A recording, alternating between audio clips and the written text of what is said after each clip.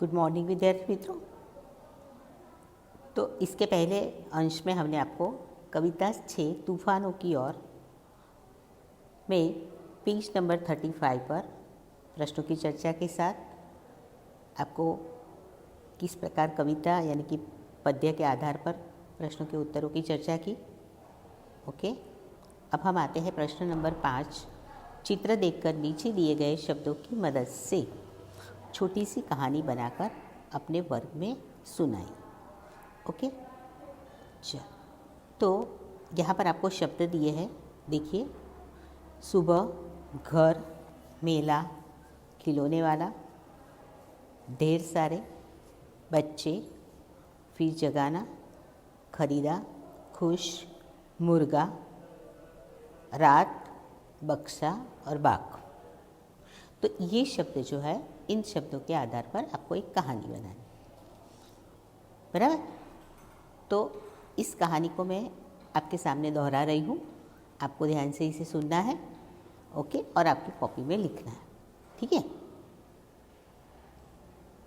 तो कहानी सुनिए, ये चित्र आपको दिया है, बराबर। चित्र के आधार पर आपको कहानी कैसे लिखते हैं मैं बता रही हूँ। मोहन नाम का एक लड़का था। नाम के अनुसार ही वह स्वभाव से बहुत गुणवान था। एक दिन वह माँ से पैसे लेकर पास के गांव में लगे मेले में गया। मोहन नाम का लड़का था। नाम के अनुसार उसके स्वभाव से वह भोला था, यानी कि एकदम दयालु स्वभाव का था। एक दिन वह माँ से पैसे लेकर पास के गांव में लगे मेले में गया। साथ में उसका बड़ा भाई भी था।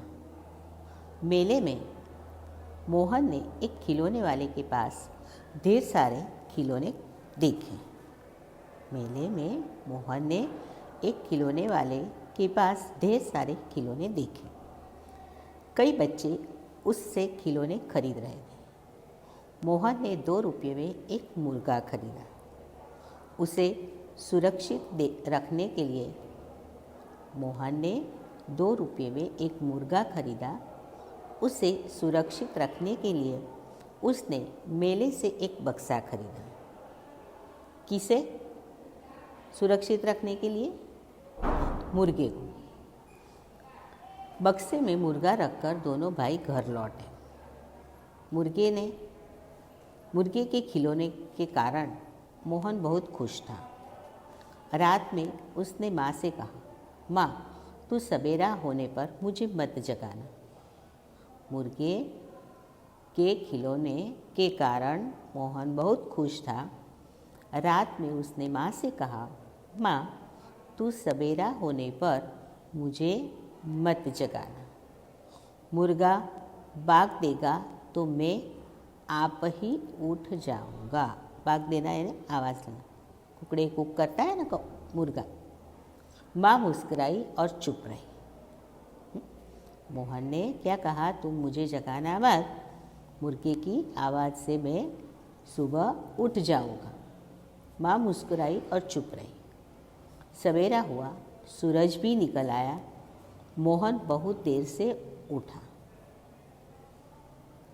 उसने माँ से पूछा, क्या मुर्गे ने सुबह बाग नहीं दी? माँ बोली, अरे मोहन, तू सचमुच बहुत ही दयालु है, भोला है।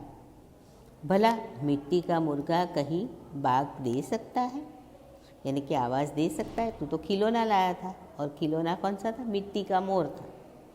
यह सुनकर मोहन की सारी खुशी छूमंतर हो गई। चलो फिर है प्रश्न नंबर 6। आपके गांव में बाढ़ आए तब उस समय आप क्या करेंगे?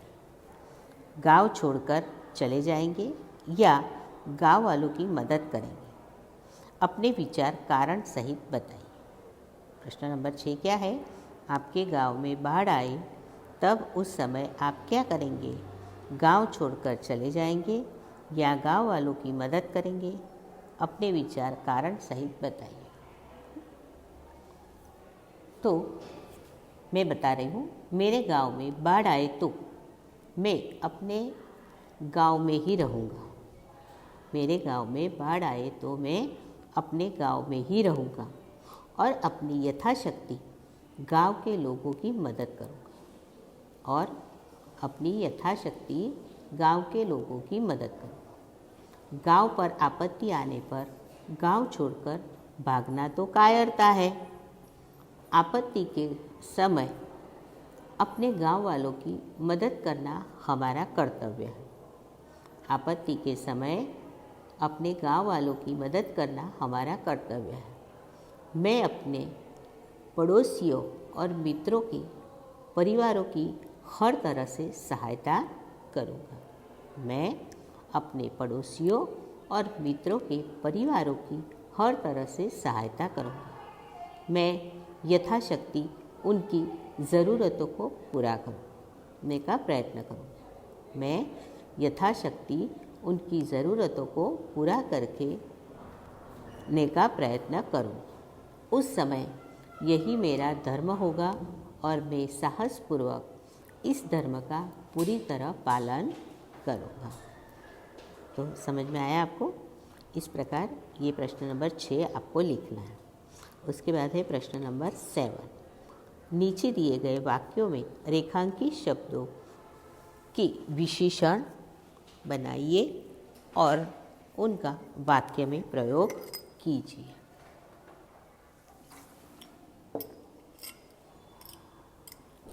अब आपको क्या करना है? जैसे यहाँ पर आपको पहला वाक्य दिया है, उनकी ईमानदारी से सारा नगर परिचित है। हमारी अमीरी लोगों को उपयोगी होगी। हिमालय पर्वत की ऊंचाई देखने लायक है। लक्ष्मीबाई वीरतापूर्ण लड़ी। दूसरों की बुराई करना पाप है। अब आपको यहाँ पर ये जो रेखांकित शब्द दिए हैं, ईमानदारी, अमीरी, ऊंचाई, वीरता और बुराई, इन शब्दों का आपको विशेषण बनाना है और उसका वाक्य में प्रयोग करना है। बराबर? तो कैसे करोगे? तो ईमानदारी का क्या होगा? ईमानदार। अमीरी का अमीर। ऊंचाई का ऊंचा। वीरता का वीर। और बुराई का बुरा। बराबर? तो इसके आधार पर आपको वाक्य बनाना है। तो कैसे बनाओगे? तो उनकी ईमानदारी से सारा नगर परिचित था। तो हम उत्तर क्या लिखेंगे? हाँ। कैसे लिखोगे आप? हाँ, यह ईमानदार व्यक्ति है। फिर हमारी अमीरी लोगों को उपयोगी होगी। बराबर? तो इस होटल में अमीर लोग आते हैं। हिमालय पर्वत की ऊंचाई देखने लायक है। तो योग्यता से ही ऊंचा पद मिलता है। लक्ष्मीबाई वीरतापूर्ण लड़ी। बराबर? तो शिवाजी वीर पुरुष थे। फिर बुराई का बुरा। हमें बुरे लोगों से दूर रहना चाहिए। It's clear? तो आपको इस प्रकार प्रश्न नंबर 5, 6 और 7 आपको कॉपी में लिखना है। उसके बाद वाला प्रश्न जो है उसकी चर्चा हम इसके बाद वाले अंश में करेंगे। Okay, take care.